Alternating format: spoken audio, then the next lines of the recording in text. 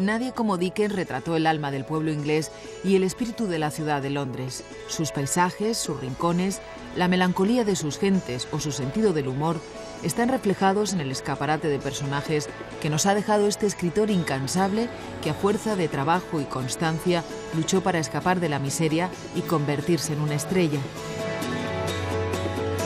Murió cansado y extenuado por el esfuerzo en su querida casa de Gadshill, en Rochester. Fue un 9 de junio de 1870. Tenía 58 años y acababa de escribir el último pasaje de su inacabado libro, El misterio de Edwin Drood.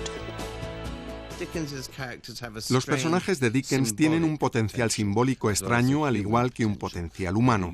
Ya se piensa en Fagin, Oliver Twist o David Copperfield, todos representan más de lo que son. Todos tienen algo de Dickens. En ellos eso es lo importante. Solo los podía hacer vivir si los convertía en parte de él mismo. Así, su gran habilidad era poner sus propias emociones, miedos, fobias y placeres y volcarlos en estos personajes más grandes que la vida misma.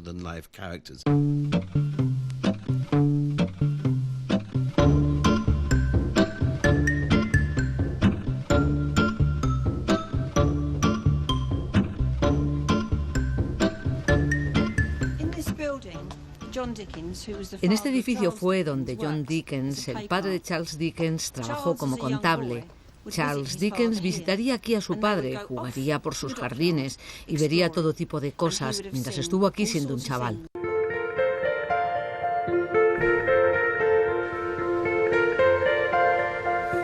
Casi la mitad de la infancia de Dickens discurrió por los alrededores de Rochester, en Kent. Fueron los mejores años de su vida. Sus primeras novelas se inspiraron en estos mismos escenarios. Aquí su madre le enseñó a leer y sus primeros sueños de convertirse en escritor aparecieron también aquí con solo 6 años.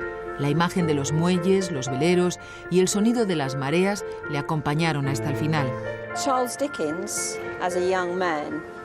Charles Dickens volvió siendo ya periodista a estos astilleros que tanto le hacían recordar su infancia cuando paseaba por los muelles junto a su padre.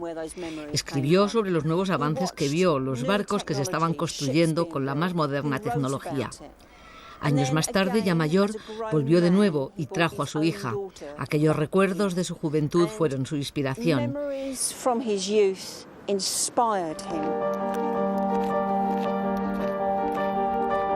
Esa infancia feliz acabó en el mismo momento en el que llegó a Londres. La ciudad que tanto amó también le destruyó en cierta manera. Con 12 años empezó a trabajar en una fábrica de betún de la zona industrial a orillas del Támesis. Era un lugar sucio y destartalado, lleno de ratas. Trabajaba 10 horas diarias con una pequeña pausa para comer. A los pocos días de entrar en la fábrica, detenían a su padre por deudas, encerrándolo en la cárcel de Marshalsea, donde tuvo que vivir toda la familia.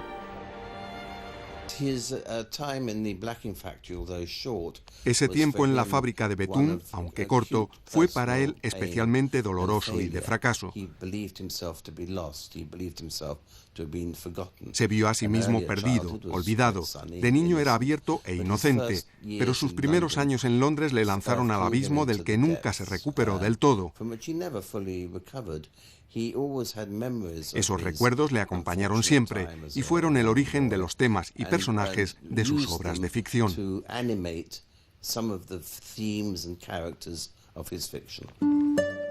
El trabajo en la fábrica de betún fue el germen de David Copperfield, de la misma forma que la experiencia vivida con su familia en la cárcel de Marshalsea alumbraron los escenarios de la pequeña Dorrit, cuya historia fluctúa entre la cárcel y la iglesia de St. George. Sin embargo, esa etapa de su vida fue para él un secreto vergonzoso que solo reveló casi al final de su existencia.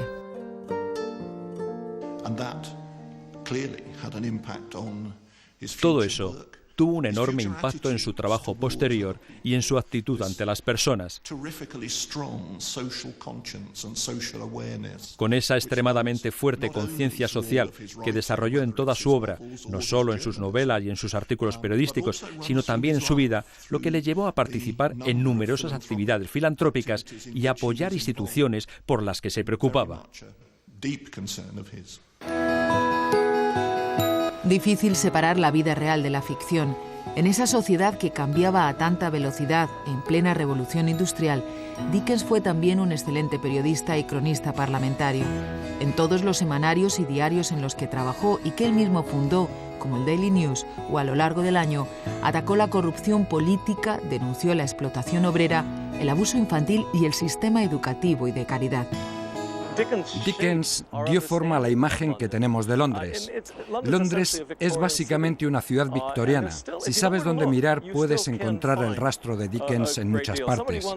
Walter Bagehot, un crítico del 19, dijo que Dickens describió Londres como un corresponsal especial para la posteridad.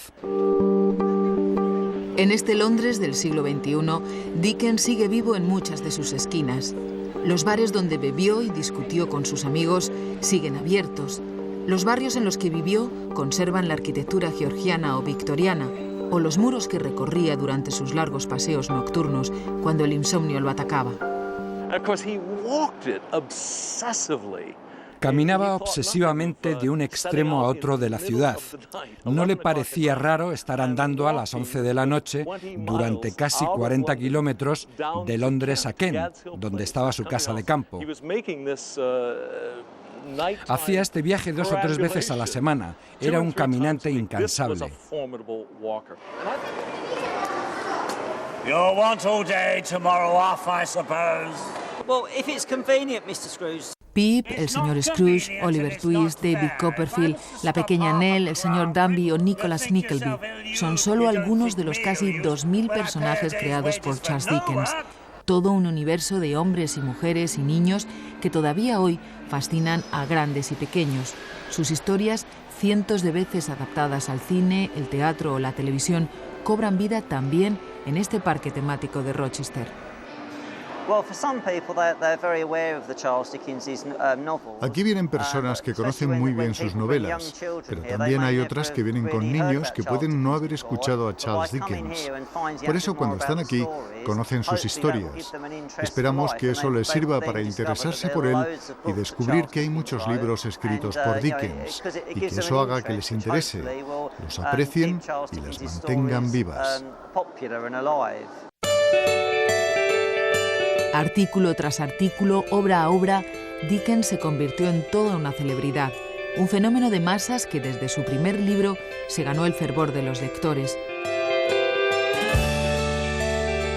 Llevaba las historias allá donde iba, no podía parar, por eso sus viajes, sus mudanzas constantes, acompañado por su numerosa familia. Cientos de ensayos y biografías han buscado su rastro en su contradictoria y atormentada vida. Examinando sus cartas y sus recuerdos durante meses, Peter Ackroyd, en cierto sentido, ha vivido con Dickens.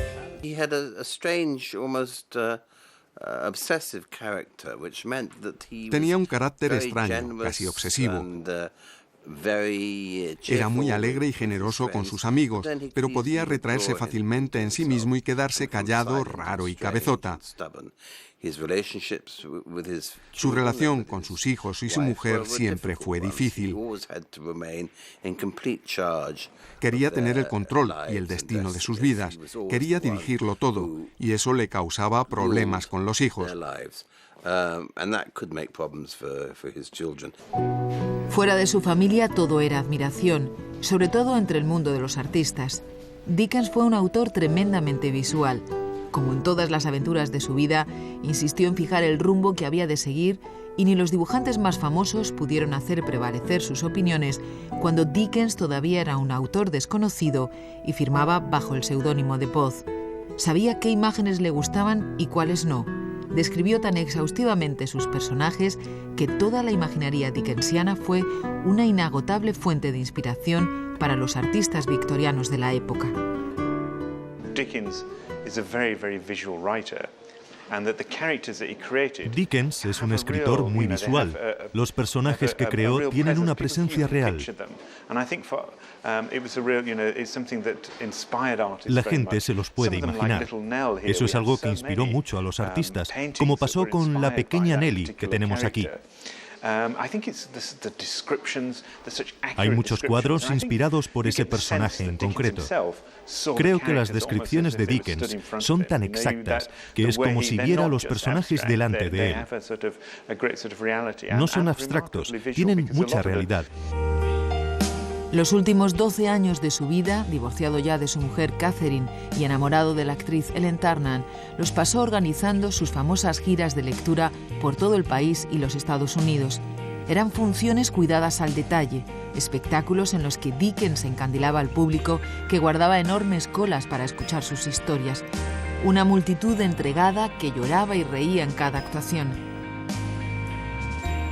Dickens soñaba con el reencuentro con sus admiradores mientras vivía a caballo entre Londres y Rochester, donde por fin tenía la casa de sus sueños.